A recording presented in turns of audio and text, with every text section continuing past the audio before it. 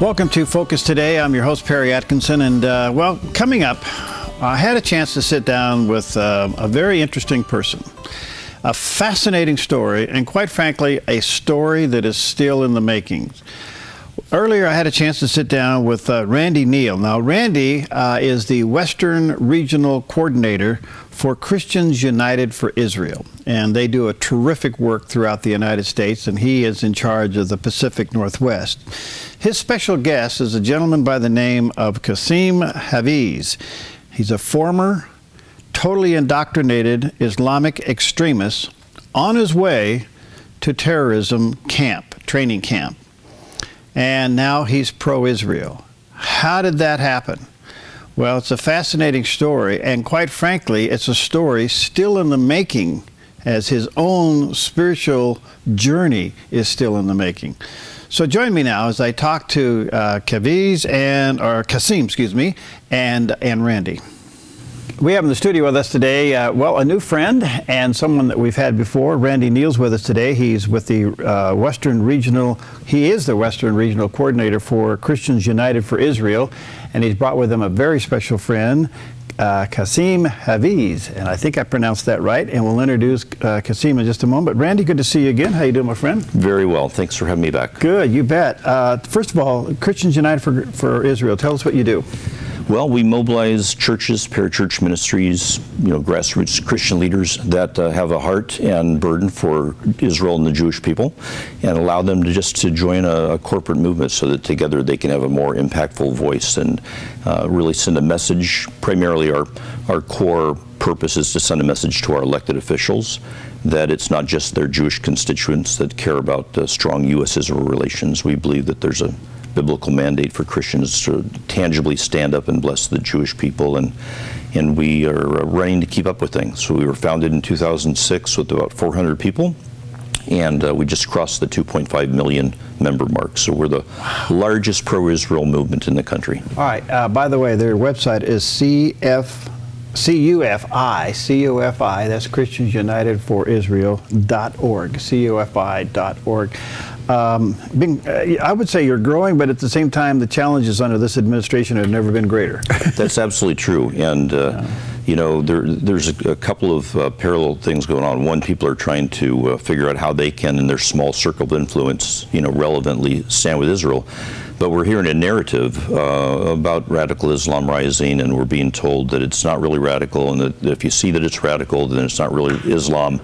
And so there's not just a hunger or a curiosity, there's an absolute need for people to have a clear understanding. And when really the Lord crossed our paths with Casim, we thought it was too good to be true that somebody that had traveled to the very depths of that ideology and had the moral clarity and intellectual honesty to check and see if what he had been taught was actually fact.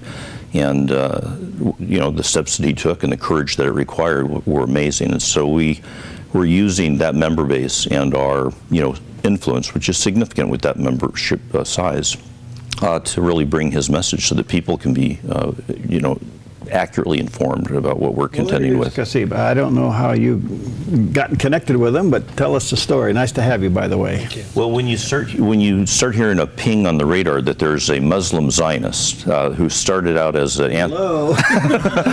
Moron? Yeah, so we need to see if we heard that right, and so we started following the thread to see exactly what his story was, and some of our members and leaders, really they couldn't say enough good things about him, and the more that we worked with him, the more that it was just a wonderful fit. And so he went from just working with us occasionally when we had a special event to us finally bringing him on board full time, because his message is so critical in this hour. People are being told that Islam is, that people are being told that the Muslim Brotherhood is a peaceful, democratic organization, and things that are really bringing us to a frog in the pot naivete when it comes to do with how dangerous this ideology is. So I would just ask you to just let him tell you his story, how he could go from an anti-Semite to a Zionist. Because you went from an indoctrinated Islamic extremist, certainly not pro-Israel, to a pro-Israel activist.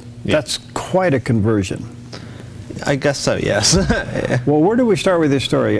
When did, well, obviously being raised in all of that, at what point did you realize you need to rethink what you were taught? My rethinking actually came at my most extreme, and it wasn't intentional. It wasn't that I stopped and thought, maybe I've got this wrong. When I was at university, at my most radical, most extreme, most active, that was the point that I wanted to take it further and actually go to a terrorist training camp.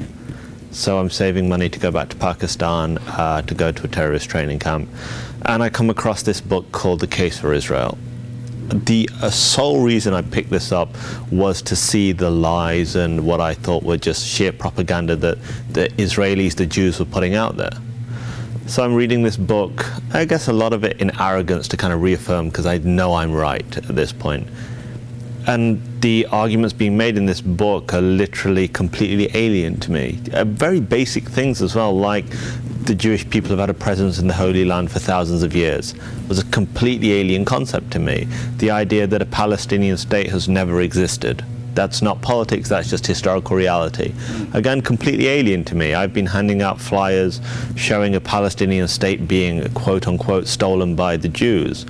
The idea of Israel as a democracy, Israel is the only place where the Christian population has grown in the last 50 years in the Middle East. So all of these things which are completely alien to me, I was confronted for the first time, and I refused to believe them. So I set out to prove the arguments in this book wrong, and after 2 years I couldn't comprehensively, because the book is incredibly well sourced. Every claim made has a source in a UN document, a document from the state, the League of Nations documents. So after 2 years, when I couldn't comprehensively disprove the arguments, I decided that I would go to Israel. Again, it wasn't looking for a positive experience, it was hoping to see something negative and awful which would reaffirm my previous beliefs. Because when you believe something, when you're obsessed with something with so much hatred that you're ready to die for it, it's very difficult to just let it go, even if the evidence is saying that's not true. Mentally, it's very difficult to make that leap. You're probably struggling that you were propagandized. I would say so. Yeah. So that was a real struggle in your heart. Yeah. Okay. Well, go ahead. So you go to Israel. So I go to Israel, and it was eye-opening. It was not what I expected. Look, we constantly hear that Israel is an apartheid state. It's one of the huge statements out there on college campuses, I mean, that I was myself repeating. But if you go to Israel, you see this huge diversity of people from every religion, race, going about their day-to-day business. I mean, I went to Saudi Arabia in 2004, as a religious pilgrim. And when I compared the two trips, I've never ever witnessed the level of racism and just sheer bigotry I saw in Saudi Arabia anywhere on the planet. And the racism isn't, I'm not talking about Muslims and non-Muslims, I'm talking about within Islam. If you're not an Arab, you're going to have issues. The darker your skin in Saudi Arabia, it's an issue. And then even within Islam, if you don't follow the Islam which the Saudis say is true Islam, you're going to have problems. So here I am in Israel, this country I believe is literally Satan, and I'm not experiencing any of that. I'm not experiencing any racism. I'm talking to people trying to understand more. And again, when I say understand, I was hoping to hear these awful things, talking to Arab Israelis, and I'm not getting that. I'm getting a very, I guess it sounds slightly cliche, but a very normal experience. But even seeing that, hearing that, I still wasn't ready to make that mental leap. And really for me, the eureka moment happened at the Western Wall. That was really the moment for me where I had the, I guess, I don't want to say courage because I don't think it's the right word to use, but the mental ability to say, I've got this wrong. I was able to go, okay, I've got this very wrong. Wow. You're at the Western Wall and you have that experience. Yeah. What would you think? So I'm at the Western Wall, not really knowing what I'm doing. You know, here I am. I'm a Muslim from a Muslim background. What am I going to do at the Western Wall? Do I pray? Not really sure. So I'm at the Western Wall. Did you go up to the wall itself? Yeah. So you had to go through and this is again the other thing. I was think so. With Mecca and Medina, Islam's holy cities, Muslims are not allowed even near them, let alone the holy sites. So I'm in the old city because I took a break from talking to people, because it's a very heavy topic. So I'm in the old city. I go to the Church of the Holy Sepulchre, the Al-Aqsa Mosque. So I thought there was no way I'm going to be allowed near the Western Wall. I'm not Jewish. But I thought, look, I'll walk down that way. I'm not going to come back here again. So I go through the metal detectors, and there's no issues. It was like, okay. So I walked to the wall and not sure really what to do. I copied the guy next to me. He's got his arm on the wall. I thought, simple enough. And eventually my forehead's against the wall. And it really was a moment of clarity, because I was able to literally put all these ideas and thoughts together without the external noise, without other people's opinions. This idea that here I am in Israel, I've met people from all religions, races, and I'm being told that this is their home. Of course there are issues. Like any country, people wish that taxes weren't as heavy and all these things, but this was their home and they were proud of it. And then I thought, these are people that I hated. These are people based on the lies and propaganda that I was taught I hated, that I wanted to kill. I mean, these were people that when buses were being blown up in Tel Aviv or Jerusalem and children were dying, I was so filled of hatred, I felt they deserved it. So that first really impacted me, how awful and how brainwashed I'd been to be able to justify the murder of innocent people. And these people had been nothing but warm to me. They were normal people trying to get on with life. They weren't obsessed with destroying the Arabs or the Muslim world. That was purely coming from my kind of side of thought. But what really, I guess, really moved me was, I thought, here I am at the Western Wall, one of the holiest sites in Judaism. I'm in Jerusalem, the ancient capital of the Jewish people. The Israeli flag flies behind me at the Western Wall with the blue Star of David, a prominent symbol of the Jewish people. And I thought, no matter what happens from this point on, peace agreements, conflicts, terrorism, it's 2007, there are 6 million people who will never see this. 6 million people who prayed next year in Jerusalem, and they will never see the restoration of a state which could have made all the difference in the 1930s. Because at that point it became so much more than anything I thought it was. It wasn't about politics, it wasn't about land, it wasn't even about religion at this point. It became about survival. Survival and preservation of the greatest single story in human history, the story of the Jewish people. Without the Jewish people, there is no Christianity. That's a reality. That's not an opinion, that's a reality. Without the Jewish people, we wouldn't have what we call humane societies today. When you look at the civilizations that predated the Jewish people, you look at Sparta, they would murder, if somebody was mentally or physically disabled, they'd be murdered. The elderly were left to die. It was the Hebrew prophets who went, no, our God says there's a better way.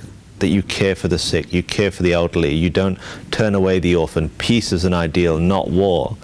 And throughout human history, the Jewish people have been on the receiving end of the most murderous intentions from dictators and fanatics who I feel not only want to eliminate the Jewish people, but also blot out the word of God from earth, blot out the moral compass on earth. So for me, what Israel at that point represented was the preservation and defender of that, because throughout human history, for almost 2,000 years, and that's including the Second World War, and look, I'm British, I grew up in Britain, I live in Canada now, countries that value human rights, that most of the time stand up for what's right.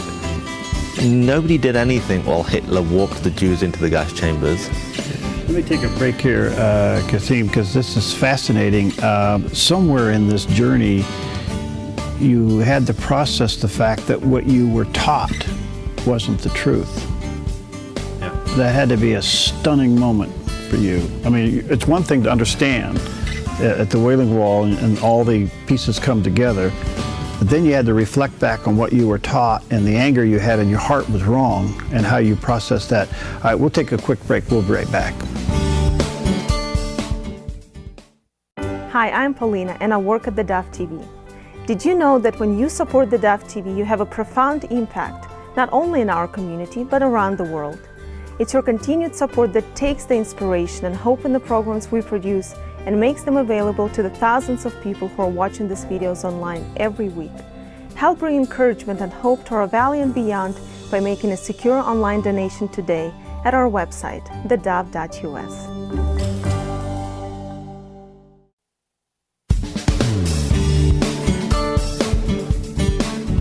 Okay, we're back, and boy, what a what a special time we're having here today. Randy Neal's with us. He is the Western Regional Coordinator for Christians United for Israel. And by the way, their website is a must website, and that's CUFI, Christians United for Israel, CUFI.org. He's brought with him today Kasim Hafeez, and Casim was a former indoctrinated Islamic extremist. Preparing his life actually to go on to terrorist training. Certainly wasn't pro-Israel. And yet, the circumstances of his life, he began to investigate things, and he finds himself at the Western Wall there in Jerusalem, where all of the pieces of the puzzle come together. And I can't imagine, Casim, how did you process? It's one thing to understand, to see the Jews, see the multiculturalism within Israel, within Jerusalem itself. It's an amazing thing. I've been there. I've walked the wall. You look down and you see all the great religions of the world coexisting, so to speak. That what you taught, what you had in your heart, the hatred you had in your heart, what you firmly believed as you traveled and tried to investigate to verify what you believed was true, and everything was pointing in another direction. How did you feel? I mean, I think the real moment for me, it was when I came back to the UK, because there was, one, a feeling that I have to speak out, but two, there was a feeling of being very lost. Because here you're told something for almost all your life, and then there's this feeling of being lied to, essentially. And that has a huge impact, because the next question you ask is, what else am I being lied to about?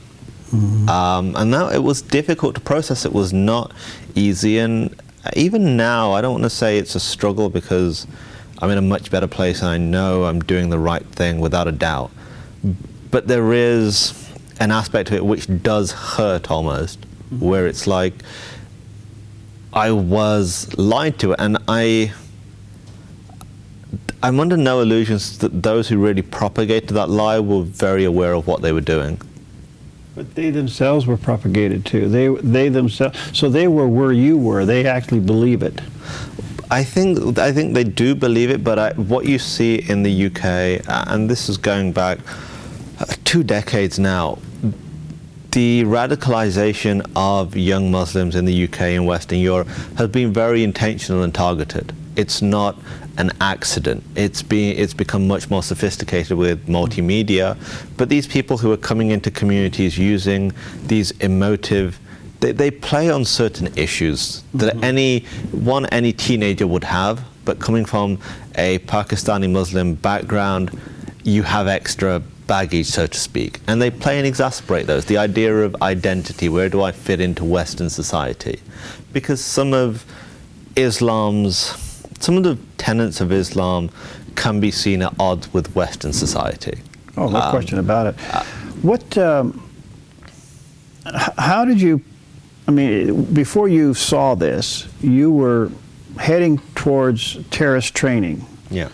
Was that a feeling that you had to go to the next level of your faith? I mean, did you feel like, in order for me to really prove that I'm committed to this, I had to offer myself, be willing to kill and die? Essentially, yes, because everything I was doing before that point, the handing out of leaflets, being active on campus, going to protests, all these things were seen as taking action, but I wanted to do more. And that's what these radical groups always do, especially here in the West. They won't call to violence. Well, some do now, but many won't call to violence, but they subtly push you in that direction by using very emotive propaganda, showing pain and suffering, and asking you the question, you know, Muslims are suffering in Syria, what are you doing about it? So how could you process in your own heart to advance who you were as a human being was to kill another human being? How did you process that?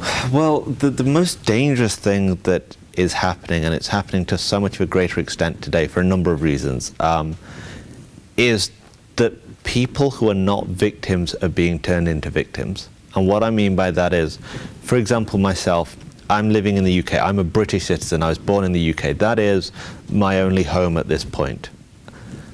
But I'm constantly told that because I am a Muslim, I'm a victim of Western society, that I'm somehow oppressed, that somehow I don't have the same rights as everyone else, which is complete rubbish.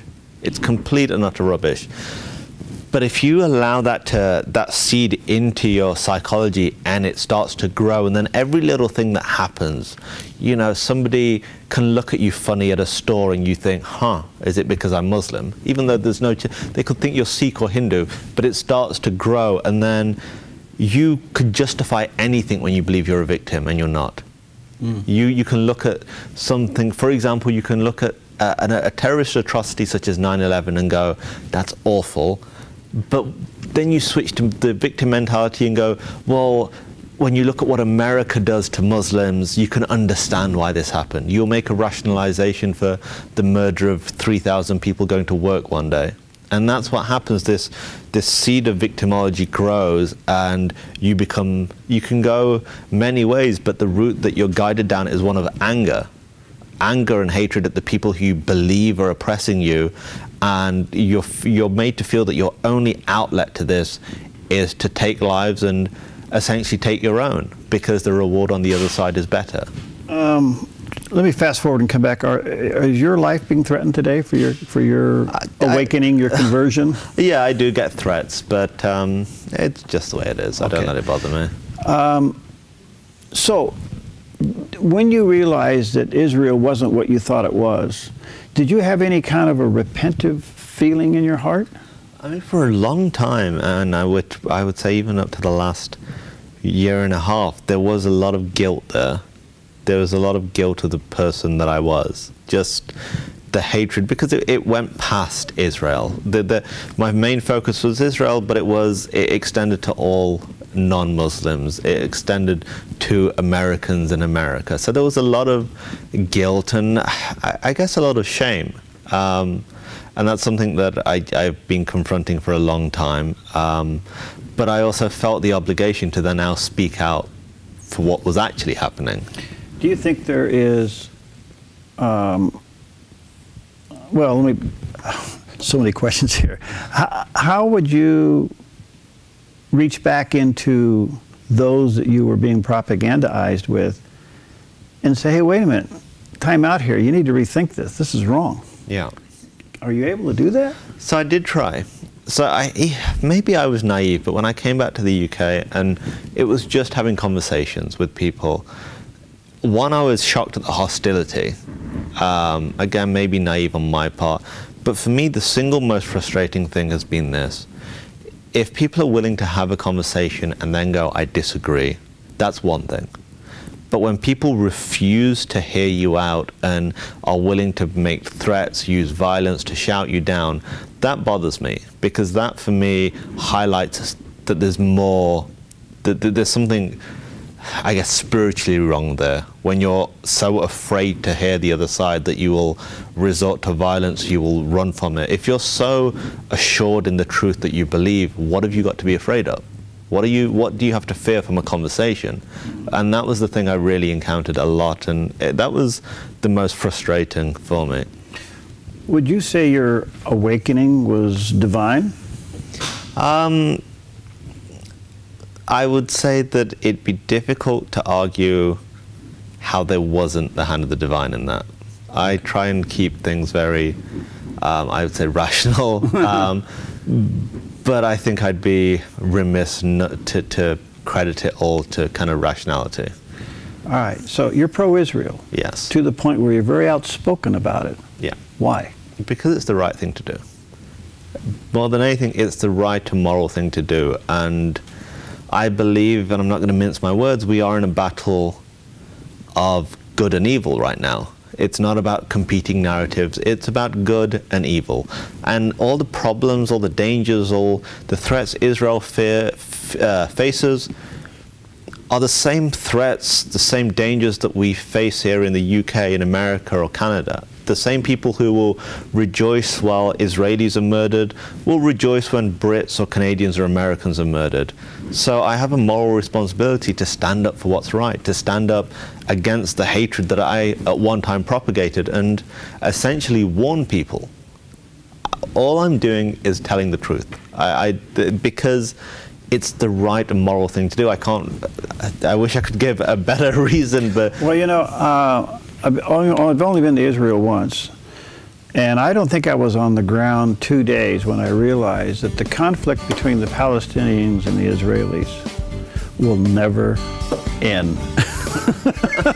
I looked at this and I thought, we're fooling ourselves.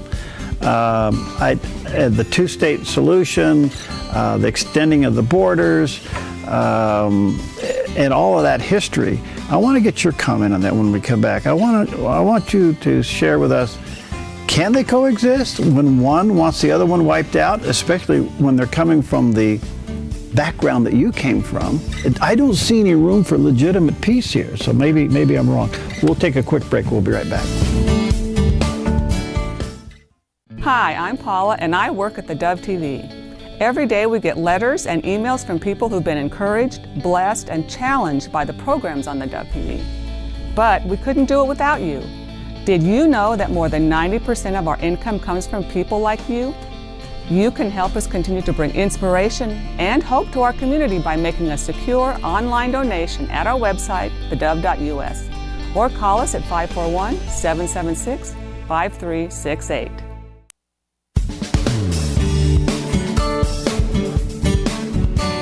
Okay, we're back, and what a delight to have with us today. First of all, Randy Neal's back with us. He's the Western Regional Coordinator for the Christians United for Israel, and their website is terrific. You need to go there and take advantage of all the information. Maybe sign up, become a member, and that's CUFI, Christians United for Israel, CUFI.org. He's brought with him Kasim Hafeez, and who was really an Islamic extremist, hater of Israel. Now he's pro-Israel. How do you balance that? Well, hopefully you've been watching up to this point. And we're to the point, Kasim, on the constant pressure for a two-state Israel. Now, let me back up from a little bit of an American point of view, maybe even a Christian point of view, and you can plug this all into your answer.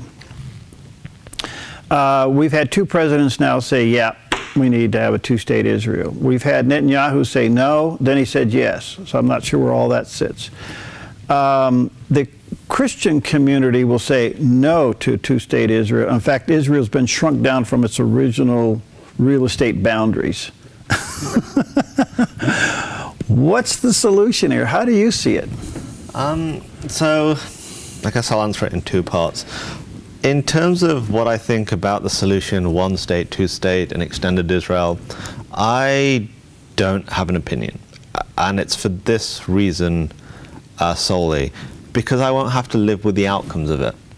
If Israel is forced to withdraw from Judea, Samaria, and rockets are falling on those communities, I'll be safely at home. So I don't think it's for me to dictate to the state of Israel about their security.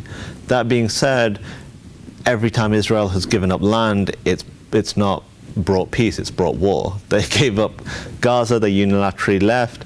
Hamas began firing rockets. They left Lebanon, it brought war. So, I mean, just from purely history and fact, giving up land hasn't brought peace for Israel. And again, I don't think it's for the US, the UK, the EU to lecture Israel about its security.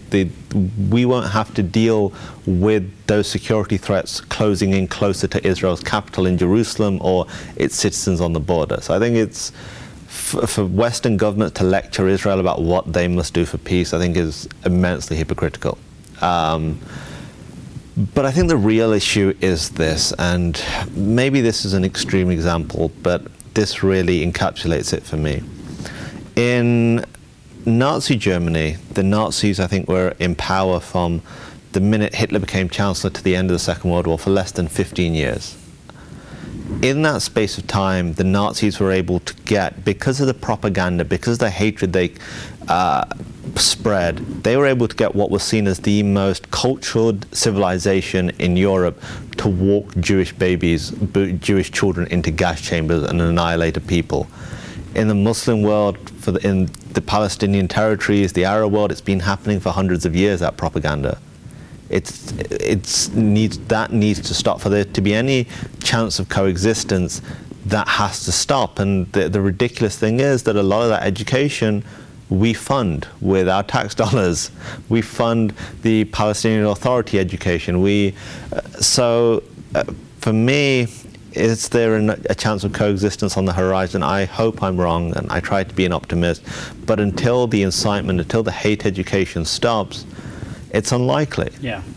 So you're generation upon generation upon generation. And any pushback to the extreme Islamic belief system would be validation of what they believe and been taught. Essentially, yeah. So if we attacked Iran, it would underscore that we are the great Satan, and we needed to be annihilated. I mean, honestly, at this point in history, there's nothing that either the US or Israel can do. Well, things are changing in the Middle East, I mean, and that's because of Iran. When you have Saudi Arabia and Israel almost on the same side, yeah, you know we're at a critical point in human history. In the Christian belief, we look into the scripture and we'll see where prophecy talks about Israel will be sustained by God. Yeah. Okay. One of the big questions is the so-called moderate Muslim. Yeah. Why don't they stand up and push back the extremists? I think there's a number of issues. I mean, one, the moderates, it's even what we class as a moderate. I've even seen Muslims who have some fairly moderate beliefs on some things and extreme beliefs on others who are classed as a moderate. I think in the West we're obsessed with finding the moderate Muslim. It's so important to us. Even with, look, I believe that the vast majority of Muslims are not violent and don't want to take over the world. But with that, there's a number of other issues. Firstly, even if the radicals make up 30%, and I'm sure they probably make up more, that's 30% of 1.5 billion people is not a small number. Secondly, you have many who are, I would say, undecided. They're going about their day-to-day life, but they want to see how this turns out before they declare one side or the other, because you don't want to ally against the extremists just in case they get the upper hand. And there are many who have the attitude of, yes, they're extremists, yes, they're doing awful things, but they're still Muslims, and it's better to side with them than unbelievers. The other issue you have, if you look at Islamic texts, and maybe this isn't a PC or even something which most people want to accept, Islam is not a moderate religion. Aspects of Islam are quite extreme, and there are many elements of Islam which are quite supremacist in its teachings. So that's just what it says. Many Muslims choose to ignore that, and that's another issue altogether. But I think the other thing is many don't speak up because they don't feel they have to. Whenever some sort of attack takes place and it is motivated by Islamic extremism, you have everybody falling over themselves to go, this has nothing to do with Islam. It's almost, the Muslim world and Muslims in general are treated like children, where I guess it's a racism of low expectations, that we can blow things up and it's like, oh, it's them, you know, they don't know any better, it's not real Muslims, and everybody's falling over themselves to make excuses for us. I think the world is, maybe in America, but at least we're beginning to realize, wait a minute, there is no separation here. The extremists are winning by the power of intimidation. Yeah. Even to the point of those who aren't as convicted in their faith, Muslim faith, as they are. So by keeping them silent, it's a win. But now the world, PC being what it is in America, they're using the power of intimidation to get us to surrender all kinds of things in behalf of them. So in some way, they're silently winning this thing. Of course, and I think one of the problems is the understanding, one, not calling it what it is. Nobody's willing to call it Islamic extremism. Two, in the West, we don't understand the nature of Islamic extremism. One, we put it in, I think to understand things and comprehend things, we have to accept, we like to rationale things. You can't rationale Islamic extremism. It's like you couldn't ever rationale Nazism. It was a movement looking to take over the world. So there is that parallel. So you can't rationale it, but for many, even in this current administration, they're trying to rationale it. And also, an Islamic extremist isn't just a guy with a big beard on the back of a pickup truck in Mosul. It's also a guy in a suit with a Harvard degree who is using democratic systems to essentially destroy democracy in countries like America. Whoa, that's a big statement. Three times now, you have referenced the extreme Islamic movement with Germany. Yep. And the Nazi movement. That would suggest that there could possibly be a Churchill out there. Do you think so? I really hope so. I mean, I would say at this stage the closest we have to Churchill is probably Bibi Netanyahu. Right. But we're really lacking, and I'm talking about Britain here directly, and which is sad for me. We're really struggling with moral leadership. And that's why we're having the issues we're having. One, nobody is willing to speak honestly about the situation, and nobody's willing to take action. Did you see his speech before the UN a couple of weeks ago? Yeah. I mean, when he went for that 45-second silence, that was powerful. Yeah. Let me take one more break. I'm going to hold you guys over one more, but before I do, Randy, thank you for just sitting there.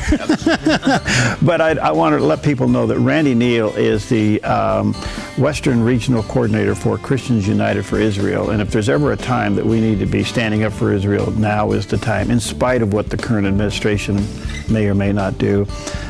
Your website, tell us about it quickly. CUFI.org. Yeah. And they can learn all about us. They can learn about how they can get involved locally, and how they can get their college students involved as well. Okay, let me take a quick break. We'll be right back. Hi, I'm Daniel and I work at theDove TV. You know, compared to Portland, Seattle, and LA, Medford might be considered a small market, but at theDove, we're excited about the opportunity to make a big impact right here in our community. And you help make that happen. Did you know that more than 90% of our income comes from people like you? You can help us now by making a secure online donation at our website, thedove.us, or by phoning 541-776-5368.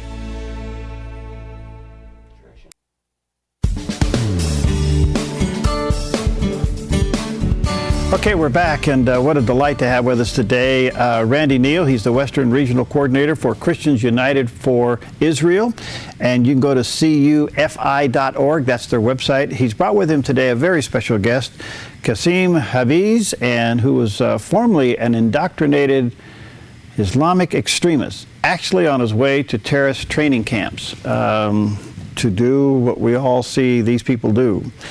In the meantime, he's had quite the interruption in his life, where he took a trip to Israel at the Wailing Wall. It all came together for him, and I would say it was divine.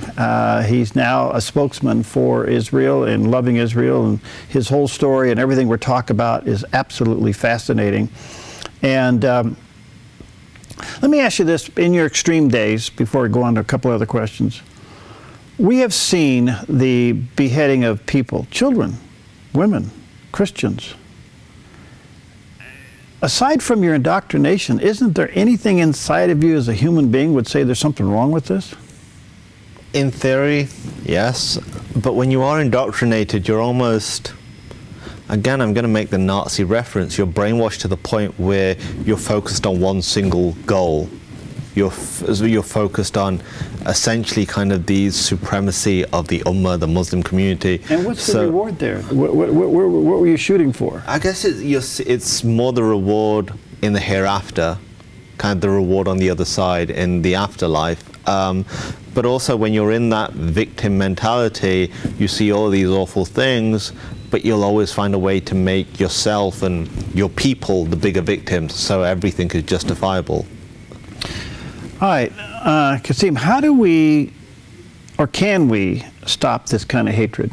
Is it possible, you think? It's difficult. Like I mentioned before, it's been happening for hundreds of years, so it's difficult. But I think a number of things have to happen. One, we have to call the issue what it is. We have to say there is a problem with radical Islam.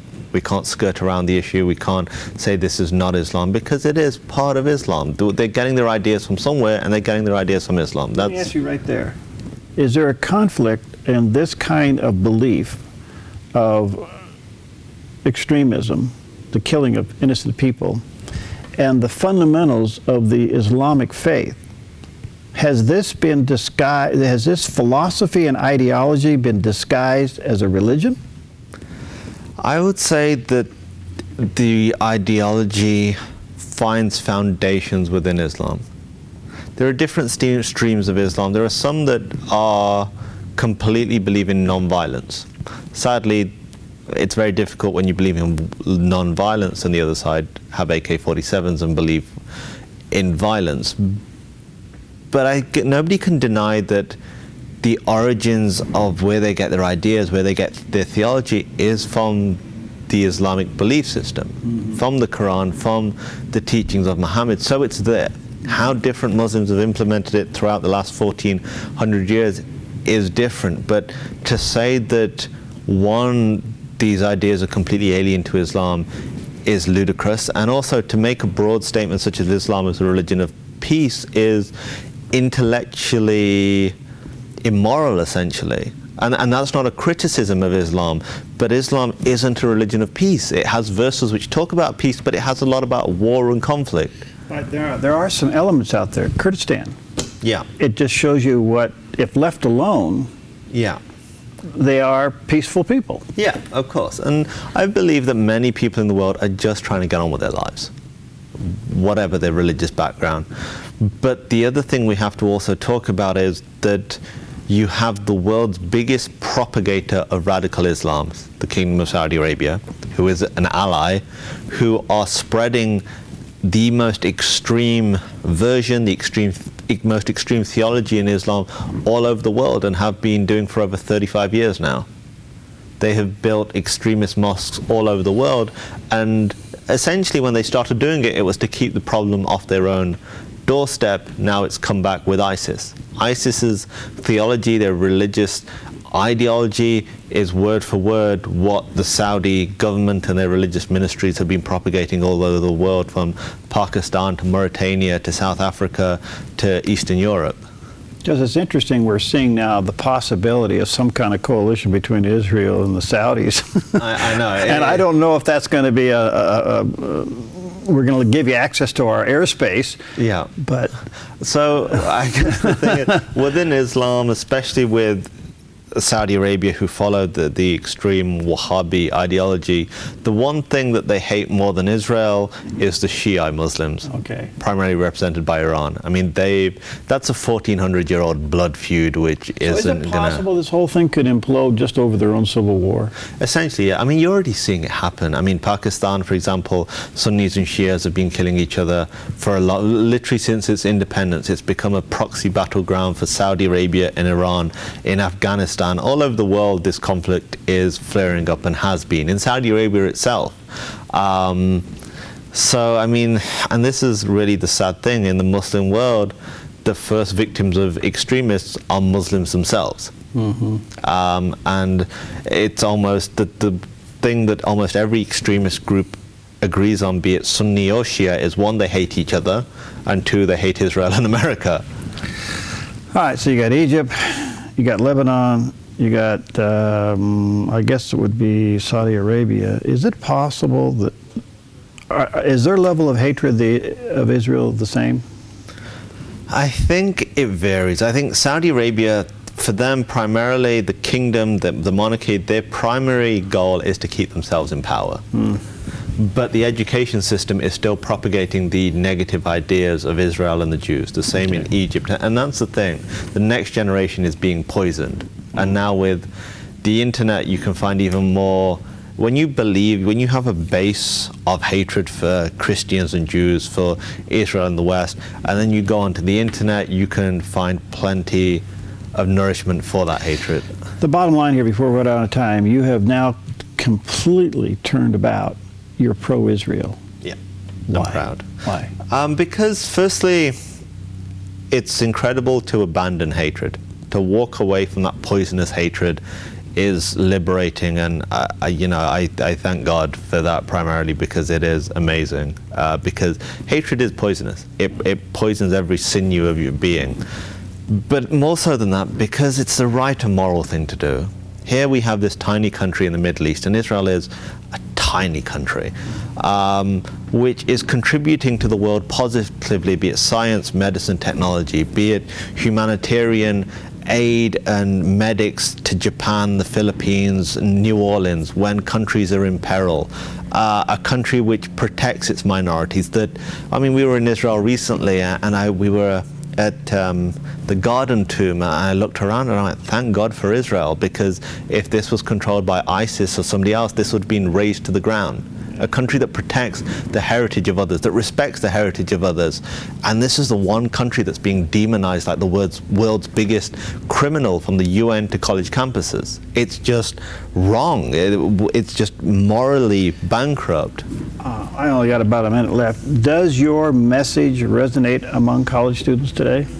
It challenges many. We have a lot of college students who are involved with Christians United for Israel on campus, but it challenges people who are hostile, and that's part of it.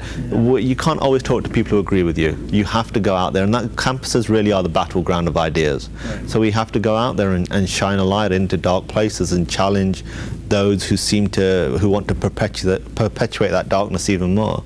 You feel redeemed from your past? I would say I'm definitely on that path. I think there's still a ways to go, but I'm definitely on that path.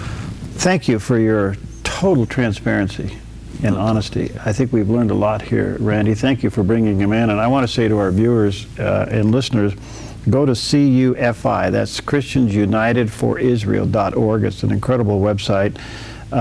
Kasim, by the way, this will be available on the Dove website. You can get it and share it with your family and friends. Thank you so much. Good to see you. Blessings upon you. Thank you, Randy. Thank you, Perry.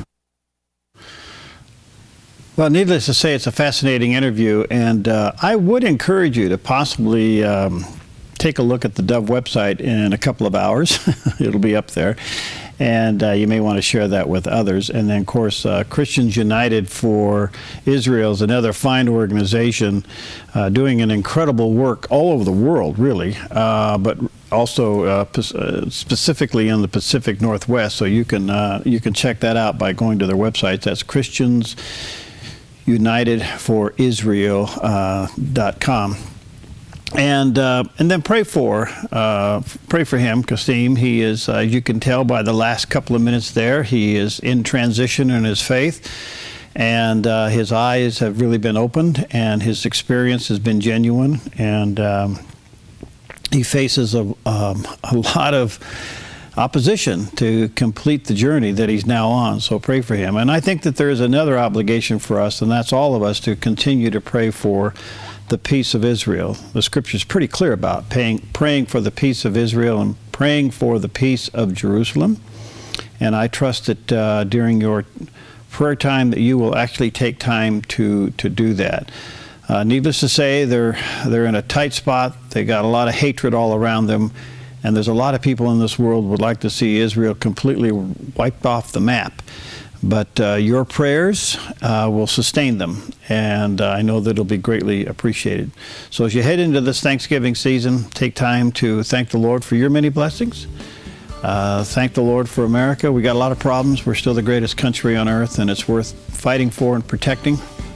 And we pray that you will have a great time with you and your family. And I want to say thank you for all of you for your support and involvement here at the Dove. We literally would not be on the air daily with these kinds of interviews and these kinds of guests if it wasn't for your faithful monthly support. So thank you so very much. And if you've never supported the Dove, pray about it. But don't take from your church, and don't take from any other ministry that the Lord has you involved in. But if you feel led to support the Dove, please know that we make sure that the Lord is leading you to do it, and we're thankful for whatever the Lord does lead you to do. Thank you, and happy Thanksgiving to all of you.